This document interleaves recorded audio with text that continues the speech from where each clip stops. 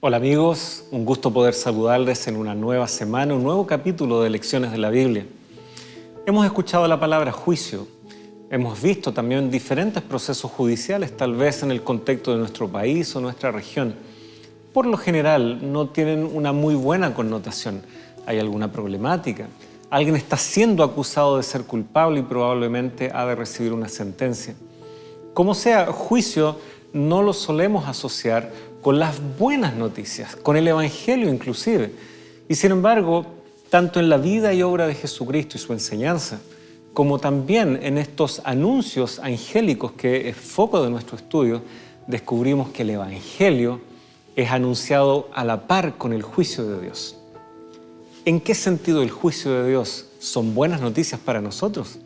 Quédese con nosotros para descubrirlo aquí en Lecciones de la Biblia.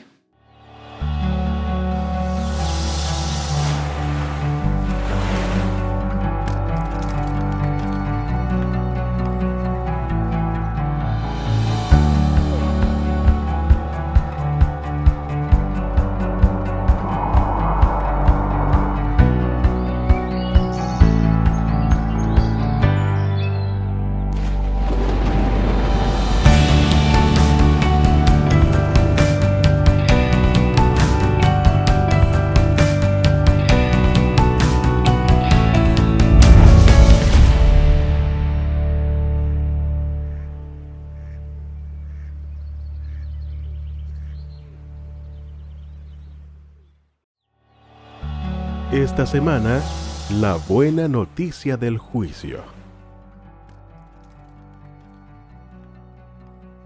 Decía a gran voz: teman a Dios y denle gloria, porque ha llegado la hora de su juicio, y adoren al que hizo el cielo y la tierra, el mar y las fuentes de las aguas. Apocalipsis capítulo 14, versículo 7.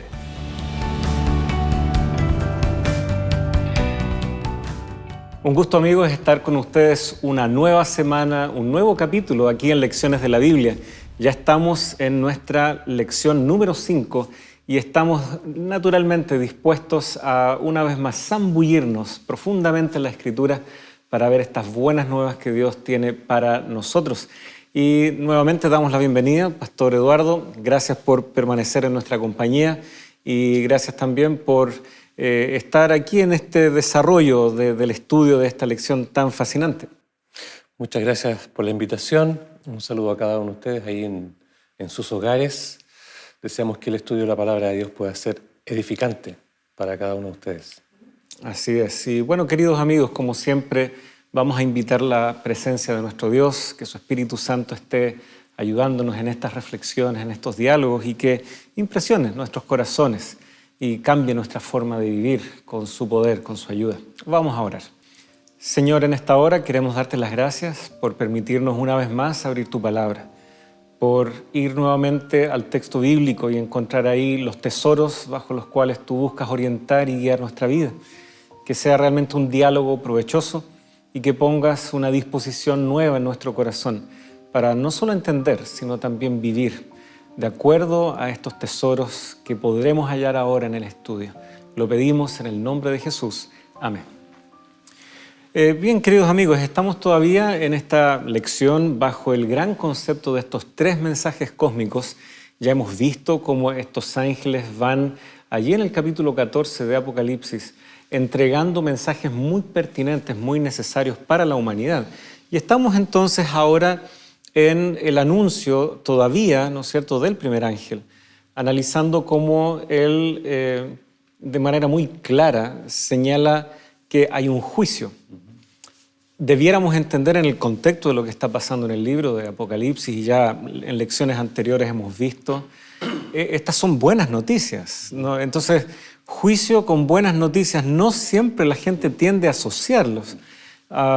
Prendemos el noticiero y vemos que si hay algo ocurriendo en alguna corte, algo judicial, alguien está visitando los tribunales, no siempre es por algo bueno. Sin embargo, ¿cuál es el concepto aquí? ¿A qué nos referimos? ¿Cómo debiéramos entender juicio cuando se trata de Dios y lo que Él le está anunciando a la humanidad? Sí, efectivamente, el juicio tiene que ver, por supuesto, con todos los seres humanos, pero también implica la vindicación del carácter de Dios. El universo entero está pendiente de qué está ocurriendo acá. Hay un detalle bien interesante acá, el versículo que vemos ahora, ahí el 14:7, este ángel dice: teman a Dios, denle gloria, porque ha llegado la hora de su juicio, y adoren a aquel que hizo el cielo y la tierra y el mar y las fuentes de las aguas. Vamos a ir desarrollando esto en lecciones, todo este contenido, ¿no? En lecciones sucesivas. Pero ahí la palabra que se traduce como juicio es bien interesante, es crisis.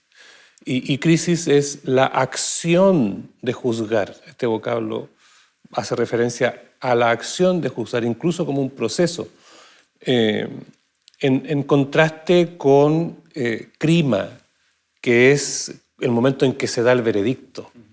Entonces, cuando Jesús viene por segunda vez y ya se ejecuta la decisión que se tomó con el juicio, ese no es el momento del juicio, es el momento de crima, ¿no? Ese no es el momento del proceso de juzgar, es más bien el veredicto. Exacto. Entonces, lo que está aconteciendo ahora, lo que ha llegado, ¿cierto? Lo que ha llegado en el momento que vamos a estudiar en un momento más, en este instante lo que llega y lo que se inaugura es el proceso del juicio, es la acción investigadora. Todos los juicios tienen dos facetas, ¿no? O dos fases, por lo menos, mínimo dos fases. La fase de investigación, donde se recopilan las evidencias y se comienzan a tomar las decisiones, y el momento en que se declara cuál es la decisión. Entonces, esta primera etapa es la que se inaugura en este instante. Sí, y nosotros podemos rastrear, ya que tú mencionas esto de la investigación que es necesaria para luego llegar a un veredicto, se puede rastrear a pasajes que son muy tempranos en la Escritura. De hecho, en la guía de estudios se alude a lo que Abraham menciona en Génesis 18, el juez de toda la tierra, para referirse a Dios. Y justamente el Señor está camino a Sodoma y Gomorra. Él está camino a esa ciudad, y justamente en este diálogo con Abraham dice: ¿y no será que hay 50 justos? ¿Y no será que hay 40? Y así va, llega hasta 10. Y Dios, en el fondo, le está dando a entender a Abraham de que, aunque fuera por esos 10, por amor a esos 10, Él tendría misericordia. Pero Él necesita corroborar si es que hay 10, y Él va a la ciudad. Los ángeles van, el Señor también va. Vemos todo eso desarrollándose allí en Génesis 18. Por lo tanto, no es solo una idea que tal vez decimos, ok, está aquí, en este pasaje. La podemos ya rastrear desde Génesis. Y ese panorama de Dios que no va a actuar impulsivamente. El juicio humano es muy impulsivo. ¿Cuántas veces vemos que hay quienes quieren tomar la justicia en sus propias manos e impulsivamente salen y casi linchan o casi, ¿no es cierto?, le quitan la vida a alguien? Podemos entender la rabia, podemos tal vez entender la frustración en un plano humano, pero eso no refleja el juicio de Dios en ninguna manera. Así es. Ahora que tú lo mencionas, Pablo, es bien interesante que en los juicios divinos nosotros no vemos una decisión arbitraria por parte de Dios para decidir, o antojadiza, como tú dices, ¿no? Bueno, tú te salvas, tú te pierdes. Más bien en los veredictos divinos, lo que ocurre es la confirmación de las decisiones de las personas. Podemos ver eso, tú tomas el caso de Sodoma y Gomorra, podemos ver a Elías en el Monte Carmelo, podemos ver incluso a una Nínive perdonada. Y no será diferente con el veredicto final. No es que Dios arbitrariamente va a decir antojadizamente, tú te salvas, tú te pierdes. En realidad Dios va confirmando las decisiones de los individuos. Así es. Ahora, cuando nosotros hablamos de juicio, y algo explorábamos de esto, lo comentaba ahí al abrir un poco el diálogo, no se suele asociar esto con buenas noticias. Ya tú hacías algunos alcances como este juicio es a favor del pueblo de Dios. Y sin embargo, en el propio ministerio de Jesucristo también ya podemos identificar estos dos matices.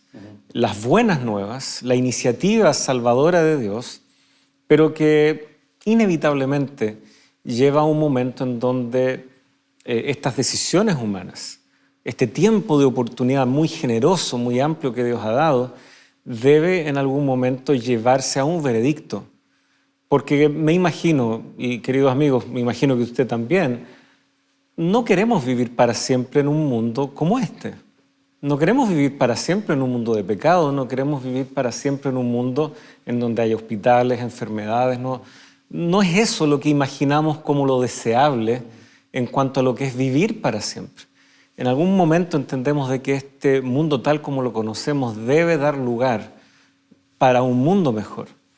Y Jesucristo, cuando Él, en esa entrevista con Nicodemo, ¿no? Él habla acerca de la salvación que Él ha traído, este pasaje que todo el mundo conoce, Juan 3:16, de tal manera amó Dios al mundo. Y sin embargo, si leemos unos versículos más abajo, 17, 18, 19, aparece de manera muy clara la idea de que también habrá juicio para aquel que no quiere y sencillamente no desea ni le atrae las buenas nuevas, el Evangelio, no busca esta salvación que Dios trae. Por lo tanto, también muy tempranamente en ese Evangelio vemos como ambos aspectos necesariamente deben ir de la mano, necesitan formar parte de este diálogo. Sí, es bien interesante notar que en el juicio de Dios, tanto el juicio de Dios como la cruz revelan el amor y su justicia. Porque este juicio viene de la mano con el Evangelio eterno.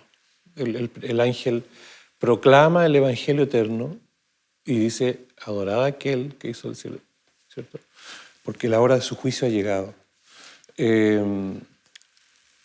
Pero antes del juicio lo que ocurrió fue la cruz, haciendo provisión para que por una parte, la ley se cumpliera, ¿no?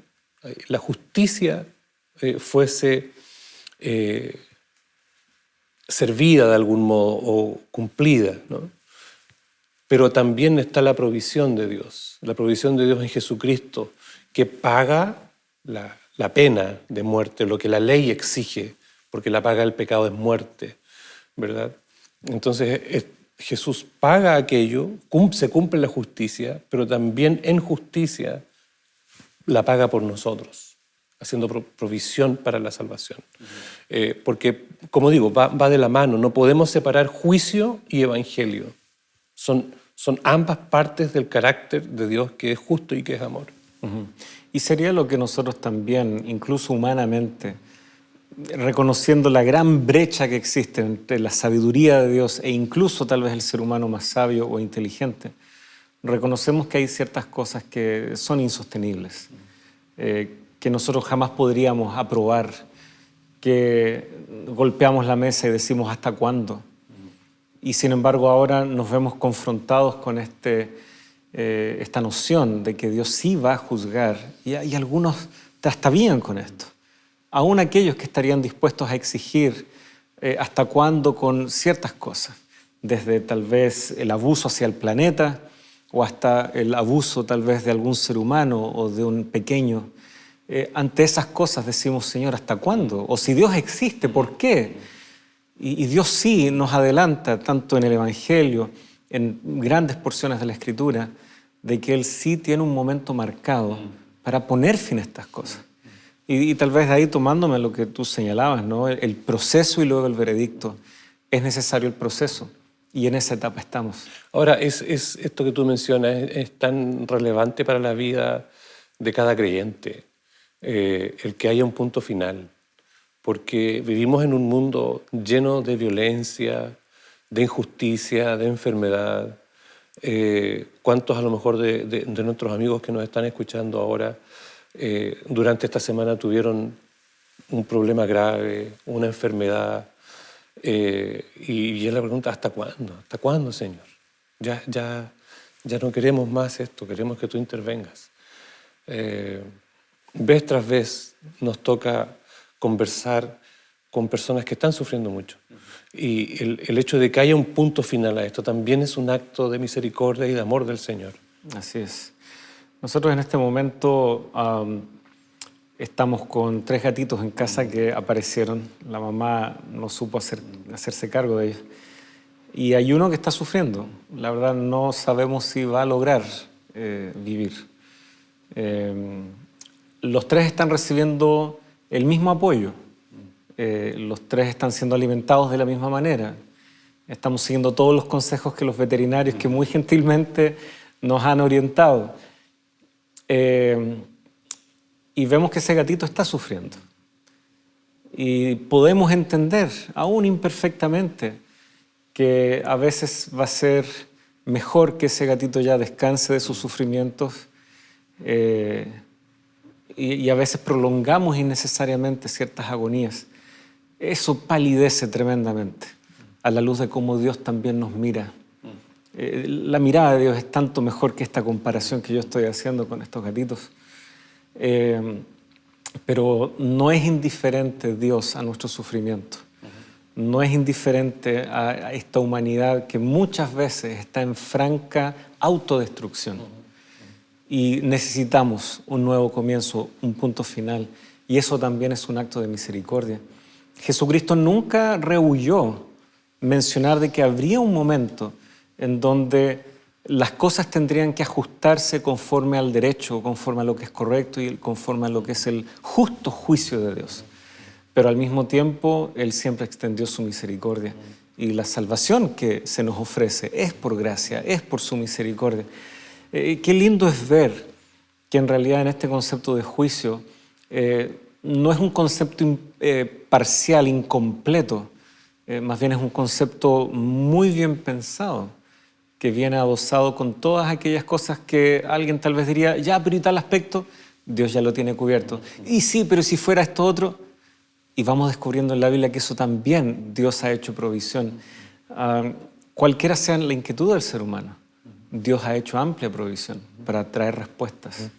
Hay que recordar también la gran narrativa de la humanidad, en donde este juicio se ubica ya al final en el proceso de restauración de todas las cosas.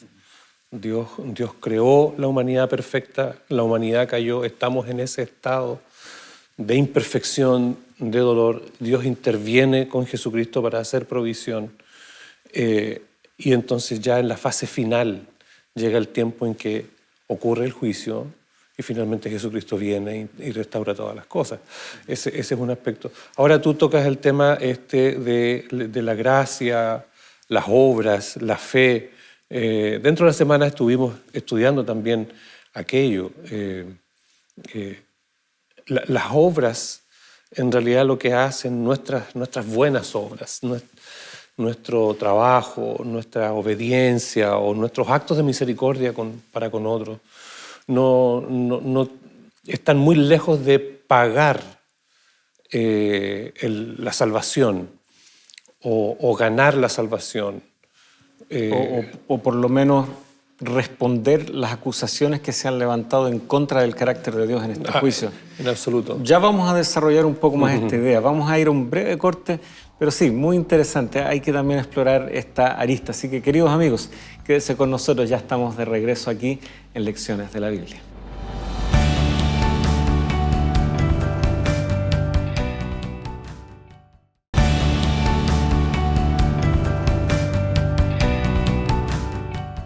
Gracias por permanecer junto a nosotros. Habíamos quedado ahí con algunas ideas respecto justamente a estas nociones de la gracia, la misericordia, elementos que Dios nos extiende justamente en el marco de nuestros esfuerzos o nuestras obras. ¿Serán o no suficientes para alcanzar la norma de lo que realmente está en discusión en este juicio? El carácter perfecto de Dios, su amor, etc. ¿Será que nuestras obras realmente alcanzarán esa norma? Habían algunas ideas que queríamos seguir explorando allí. Sí, hay mucho que decir al respecto en realidad. Por ejemplo, introducir brevemente que para Jesús aparentemente la justicia no tiene que ver con con la obediencia a la ley de modo perfecto, sino más bien con los actos de misericordia. Ya en Mateo se describe a José, por ejemplo, como justo porque actuó con misericordia. Y a los discípulos que se les dice que tu justicia debe ser mayor que la de los escribas y fariseos, luego le dice a los mismos fariseos, vayan y aprendan lo que significa misericordia quiero y no sacrificio. Incluso cuando es muy en el contexto de lo que estamos estudiando, cuando Jesús vuelve en Mateo capítulo 25, verso 40, le dice a quienes entran, no les dice, ok, tú entras porque fuiste obediente perfecto. No, tú entras porque tuve hambre, me diste de comer, ¿cierto? Actos de misericordia, solo como un elemento a tener en cuenta. Y complementando igual, en el Sermón del Monte, sed vosotros perfectos. Como vuestro Padre que está en el cielo. Mateo registra así, Lucas complementa ahí, sed pues vosotros misericordiosos. Es el mismo sermón, son los mismos conceptos. ¿Qué significa ser perfecto? Lo que tú bien estabas señalando. Así es que, por un lado, la justicia no tiene que ver con este concepto de impecabilidad o alcanzar una norma de impecabilidad, sino imitar a Dios en su carácter. Ahora, las obras, ¿qué son las obras? Aquí en Efesios es bien interesante, es muy claro, Efesios capítulo 2, versículo 8, dice, porque por gracia sois salvos, por medio de la fe. Y esto no de vosotros, porque es don de Dios, no por obras, para que nadie se gloríe, porque somos hechuras suyas, creados en Cristo Jesús para buenas obras, las cuales Dios preparó de antemano para que anduviésemos en ellas. Es decir, las buenas obras son un fruto de aquel que ha sido hecho de Dios. Es parte del diseño de Dios para sus hijos. Exacto, es lo que Dios desea para ellos, pero no son el prerequisito para llegar a ser hecho hijo de Dios. Son el fruto de ser hecho Dios por la gracia de Dios y por su misericordia. Es la misericordia la que nos acerca otra vez a Jesús, a Dios, por medio del sacrificio de Jesús. Por medio de su vida también, ¿por qué no decirlo? En Romanos capítulo 5, versículo 10, algo que no siempre enfatizamos demasiado. Es verdad que todos predicamos los cristianos que somos salvos por medio de la muerte de Jesucristo. La muerte de Jesucristo pagó nuestra culpa, pero Romanos capítulo 5, versículo 10 dice que estando ya reconciliados con Dios por medio de la muerte de su Hijo, mucho más estando ya reconciliados seremos salvos por su vida. Podríamos explorar probablemente en lecciones futuras lo que sigue diciendo el capítulo 5 respecto a la obediencia. ¿La obediencia de quién es la que me salva? Es la vida de Jesús la que cuenta en lugar de mi vida.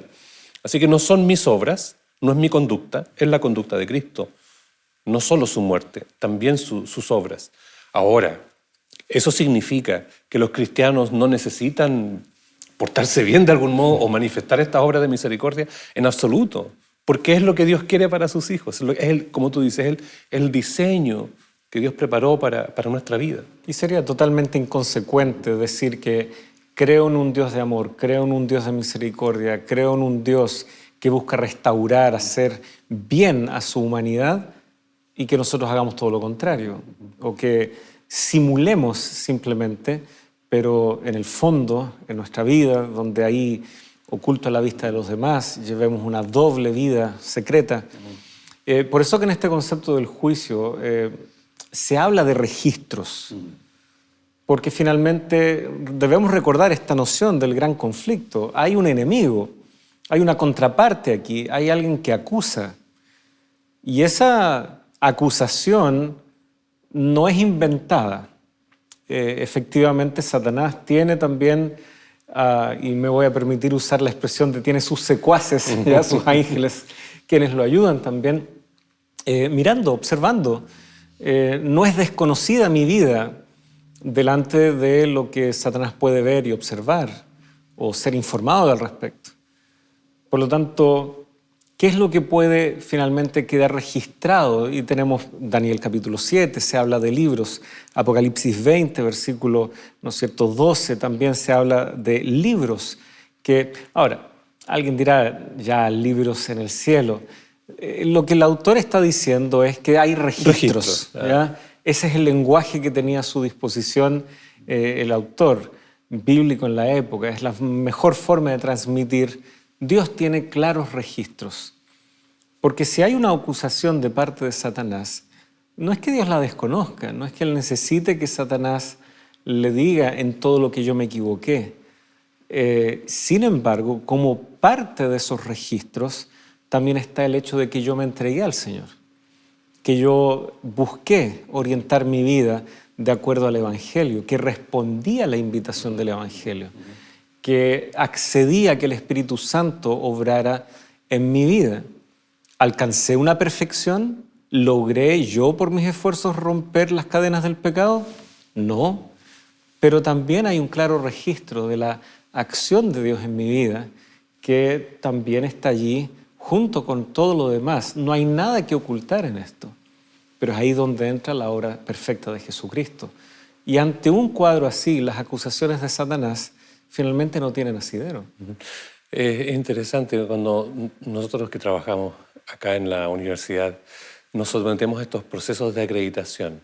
La universidad es examinada y lo que se tiene a la vista para sustentar lo que se declara son las evidencias. ¿Y qué son las evidencias? Es registro de lo que se ha hecho.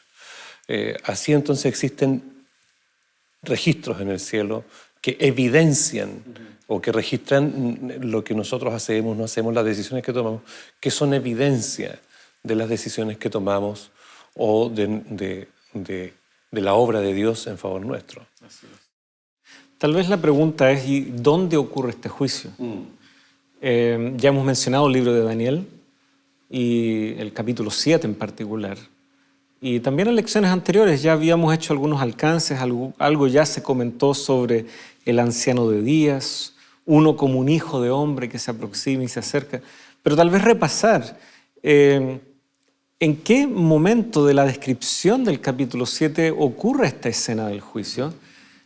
Porque eso también nos revela bastante sobre los objetivos y propósitos del juicio de Dios.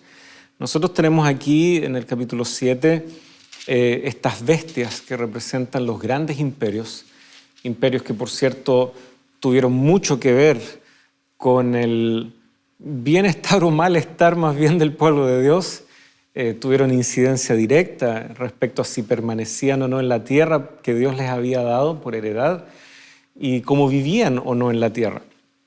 Así que cada uno de estos imperios afectó muy de cerca al pueblo de Dios. Y llegamos, ¿no es cierto?, primera, segunda, tercera, cuarta bestia.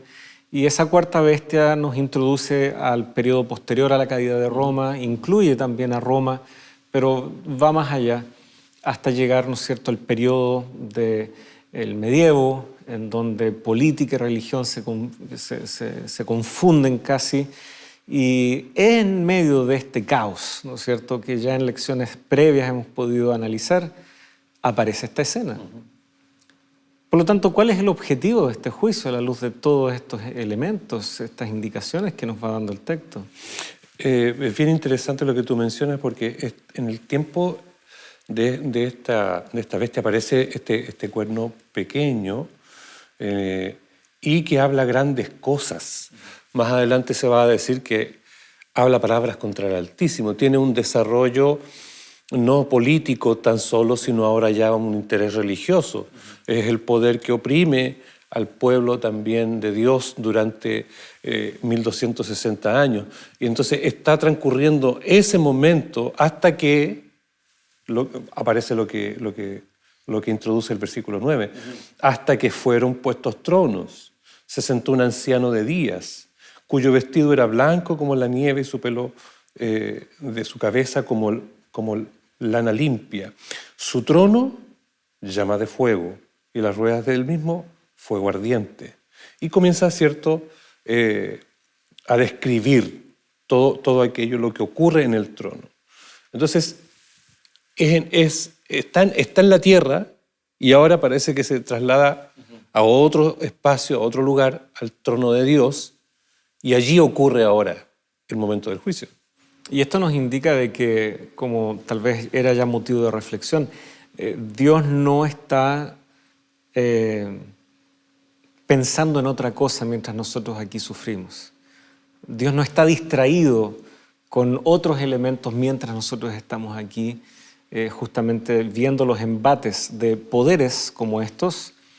Y tal vez alguien dirá, bueno, estas realidades históricas, ¿de qué manera me alcanzan? O cómo las puedo asociar a mi propia experiencia. Mi problema no es con un poder político grande, un conglomerado, no, mi problema es con mi vecino. Mi vecino es el que... Bueno, Dios no pasa por alto eso tampoco, ¿ya? Las realidades de la tierra son objeto del más profundo interés de Dios. Y es por eso de que hay un momento en la historia en donde ya Dios entiende de que en esto que ha sido el velar y administrar este problema del pecado hasta llevarlo a su resolución, hay un momento en donde se inicia esta etapa ya de juicio, de recabar la evidencia, como tú mencionabas en esa analogía con la acreditación, ¿no?, universitaria, para finalmente ya llegar a ese punto final. Pero en algún momento tiene que terminar. Pero eso de término indica un proceso y por lo tanto tiene que haber un inicio para ese proceso. Y esto es lo que por lo visto estamos viendo acá. Sí. Es durante, ¿no es cierto?, el accionar de esta cuarta bestia que ya lleva, ¿no es cierto?, acciones previas en un plano más militar, político, qué sé yo, pero que luego también toma este matiz religioso. Es ahí donde Dios dice, muy bien, vamos a comenzar el proceso que llevará a este desenlace que es deseable y que es buena noticia para el pueblo de Dios. Aunque en el capítulo 8, que viene a continuación, ¿verdad?, está el detalle específico cuando Daniel no entiende, ¿cierto?, y se le dice específicamente cuándo. Ya tenemos una pista bien interesante en el final del capítulo 7, cuando se describe el poder de esta bestia del versículo 25, y hablará palabras contra el Altísimo, pensará cambiar los tiempos y la ley, y serán entregados en su mano hasta tiempo y la mitad de un tiempo, haciendo este paralelo bien claro con algo que ya estudiamos nosotros en Apocalipsis 12, ¿cierto? Pero, el versículo 26, estará en ese proceso, pero se sentará el juez y le quitarán su dominio para que sea destruido y arruinado hasta el fin, y que el reino y el dominio y la majestad, ¿cierto?, de los reinos debajo de todo el cielo sea dado al pueblo de los santos del Altísimo, cuyo reino es reino eterno, y todos los dominios de tierra le servirán y le obedecerán. Entonces, aparece bien claramente acá, aparece muy claramente una pista de en qué momento del desarrollo histórico o del ministerio de este poder que persigue a los santos ocurre esto. Y llega el momento en que le quitan su dominio. Es en ese instante en que se acerca el momento de que comienza este juicio. Así es. Y hemos hablado de esos 1260 días, años, 42 meses también se usa esa nomenclatura para el mismo periodo, o los 3 tiempos y medio también que vimos en lecciones anteriores.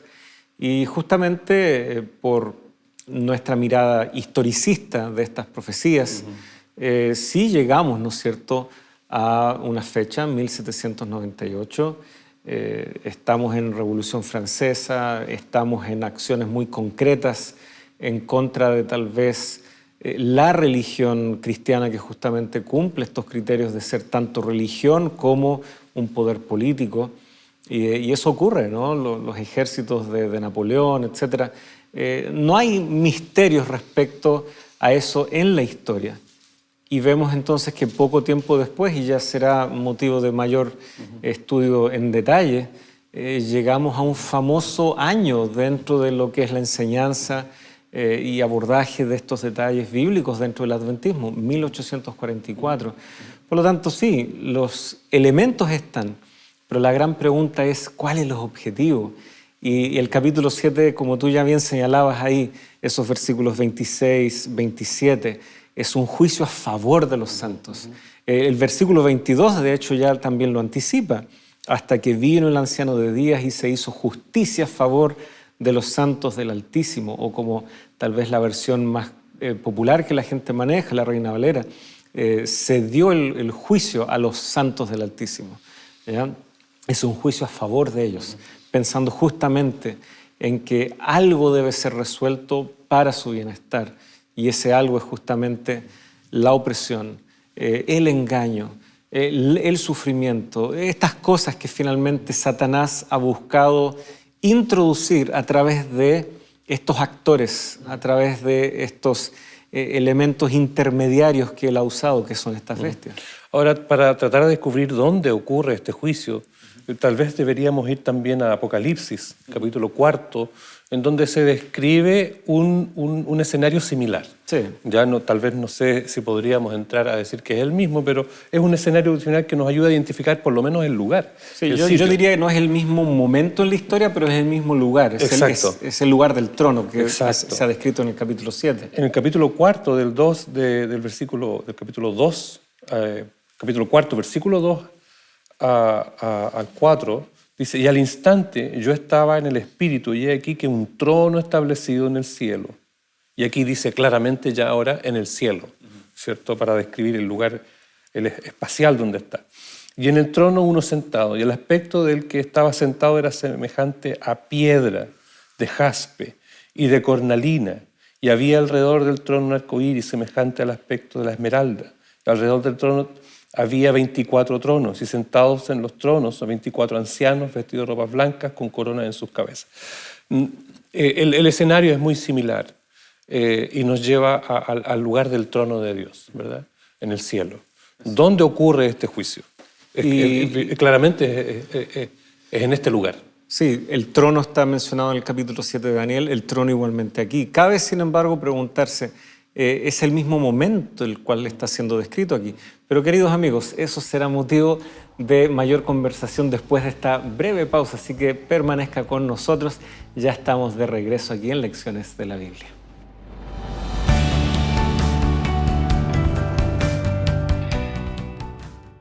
Hola amigos, antes de continuar con el tema de hoy, quiero preguntarte algo. ¿Alguna vez has tenido dudas con respecto a la ansiedad, la depresión o la salud mental?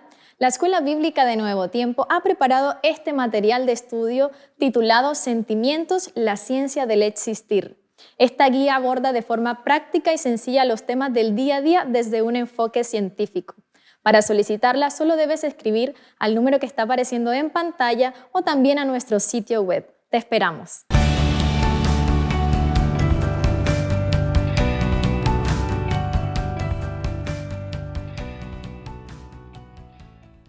Ya estamos de regreso, muchas gracias por permanecer junto a nosotros. Y como usted ya acaba de escuchar, Escuela Bíblica tiene una invitación que yo ahora también quiero reiterar. No dude en llamar, no dude en responder a esa inquietud que tal vez el Espíritu Santo está colocando de querer escudriñar y descubrir el amor de Dios, tal como está aquí revelado en el texto de las Sagradas Escrituras. Así que usted ya sabe, puede ser a través del WhatsApp, las diferentes redes sociales, como también se ha dispuesto un link para que usted pueda entrar en contacto con la Escuela Bíblica y recibir de manera totalmente gratuita estos materiales en la comodidad de su hogar, para que no solo usted, sino también su familia, sus hijos, comiencen esta jornada de caminar en la senda de Jesucristo. Así que la invitación está. Sea usted también parte y sea alumno de la Escuela Bíblica de Nuevo Tiempo. Estábamos entonces con esta escena del trono de Dios, ¿ya? Y yo creo que en cualquier momento de la historia, ya sea que leamos los Salmos, ya sea que veamos la oración, por ejemplo, de Salomón en Primera de Reyes 8, siempre está esta idea de Dios en su trono, ¿ya? Desde ahí Él comanda, ¿no es cierto?, este plan de salvación en sus diferentes etapas, en las diferentes etapas también del juicio, o de finalmente la noción de que Dios evalúa justamente a la humanidad independiente de la etapa en la historia en la que estamos. Así que evidentemente vamos a encontrar algunos paralelos entre estos capítulos. Ya hemos mencionado la presencia del trono, vemos naturalmente que hay millares y millares que asistían delante de él, como dice Daniel 7, y también encontramos ciertos personajes bastante específicos siendo identificados, también delante del trono, pero ahora en Apocalipsis, ¿no es cierto? Tenemos 4 seres vivientes, tenemos también a estos 24 ancianos. Tú recién leías antes del bloque. ¿Quiénes son estos 24 ancianos? Y tal vez qué rol pueden estar cumpliendo allí frente al trono. Bueno, evidentemente estos 24 seres, estos 24 ancianos, están representando a los redimidos que el Señor salva, que el Señor rescata de entre la muchedumbre, de entre la humanidad. Es bien interesante cuando nosotros vemos acá en Primera de Pedro, capítulo 2, el apóstol declara que los creyentes del Nuevo Testamento son un linaje escogido, un real sacerdocio.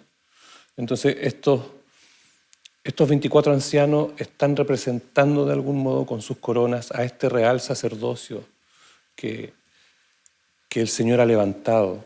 Es bien interesante, hablando de este sacerdocio, si me permite 2 minutos, en Apocalipsis 1, en relación también con el juicio, o con el momento ya ejecutivo del juicio, porque a muchas personas les puede dar temor, ¿no? Y al ver relatos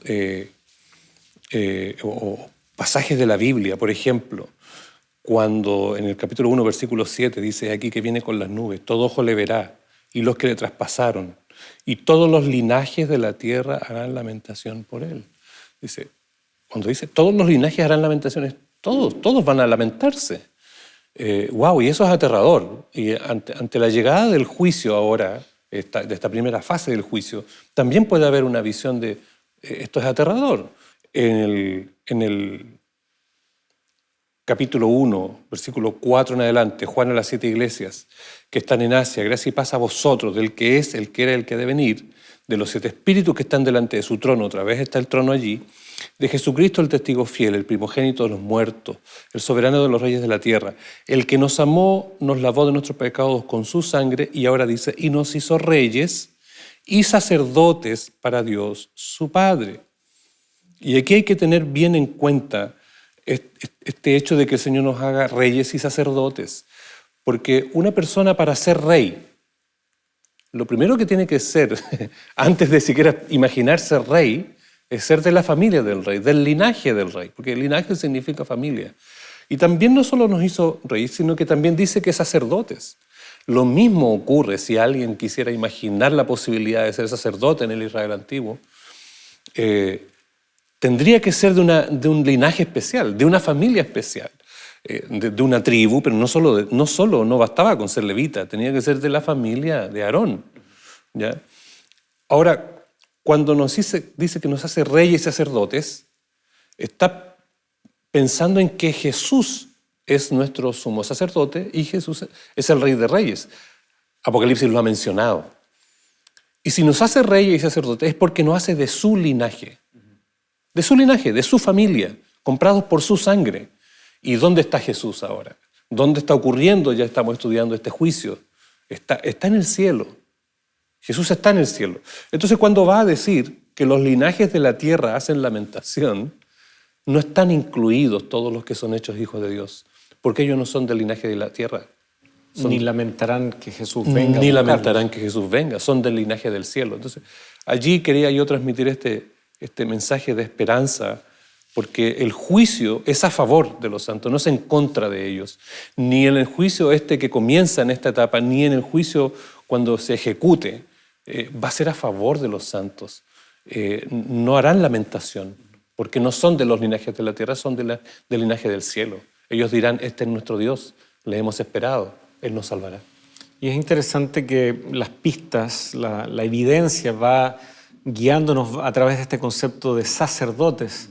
Pero alguien podría preguntarse, bueno, sacerdote y anciano. Algunos comentaristas desde el mundo protestante en general tienden a ir por la línea de que estos son ángeles. Pero tenemos un problema ahí porque los ángeles son mencionados de manera muy explícita en el libro de Apocalipsis y nunca se usa la expresión anciano para referirse a ellos. Pero sí tenemos un antecedente muy claro en el Antiguo Testamento y de hecho es bastante fácil recordarlo porque estamos hablando de 24 ancianos. Y si uno va a Primera de Crónicas, capítulo 23, 24, el mismo número, y 25, nosotros vemos como los levitas, los cantores y sacerdotes estaban distribuidos en el funcionamiento del templo.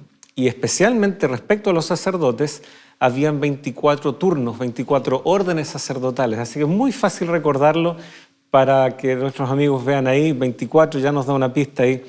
Primera de Crónicas 24, pero tenemos los 2 capítulos también que rodean este capítulo. Así que el 24, ligado, ¿no es cierto?, a la sala del trono, o sea, al templo de Dios, etc. Ok, vamos entendiendo que el simbolismo apunta en esta dirección y conecta con conceptos que Apocalipsis ya ha ido introduciendo respecto al pueblo de Dios. Hay otras pistas, naturalmente. De hecho, la guía de estudio apunta a quienes fueron resucitados en ocasión de la muerte y resurrección de Jesucristo. Un múltiplo de 12. Primicias, etc. Y el hecho de que es un múltiplo, justamente, de 12. 12 tribus, 12 apóstoles, etc. Es un símbolo coherente con esta idea del pueblo de Dios, que ahora es un real sacerdocio, etc. El hecho de que ellos estén delante del trono pareciera concordar con el hecho de que Dios es transparente en todo lo que Él hace. Y justamente lo que se alaba y se reconoce allí en esos capítulos muy claramente es que Jesucristo venció en la cruz. Ya ha sido motivo de estudio esto en capítulos anteriores.